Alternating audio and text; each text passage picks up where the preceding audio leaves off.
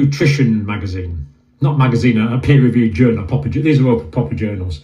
Nutrition journal, where nutritionists and clever people like that write in. Now, there's these two things. These are both immune proteins.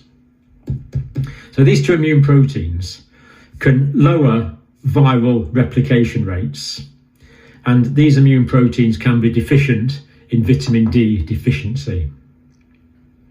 So when there's enough vitamin D, we can make enough of these proteins, and that can lower viral replication rates.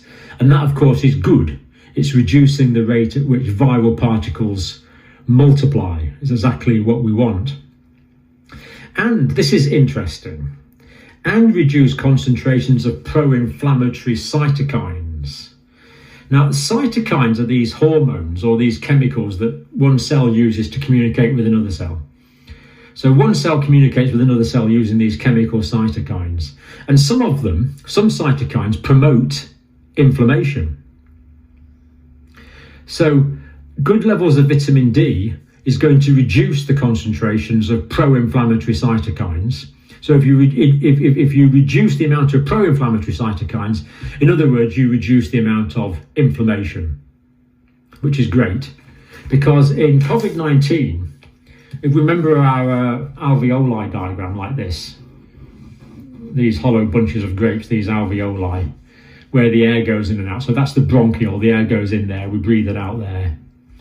And the oxygen goes from there into the blood, and the carbon dioxide goes from the blood back into the air to be breathed out. Now, part of the problem with COVID-19 is that people can develop ARDS, acute respiratory distress syndrome. And that is basically an inflammatory condition. So what happens is the alveoli in the airways become inflamed. And they become inflamed because of these pro-inflammatory cytokines. So they become inflamed. And then, like when you sprain your ankle and it gets swollen, fluid comes out. So we get fluid collecting in there. And that means we get what we call consolidation and infiltration in the lungs.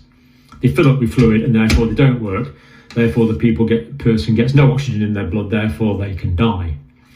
It's that simple. So that's how important these inflammatory processes are. So to keep down pro-inflammatory cytokines and infection is usually a good thing. Now, actually,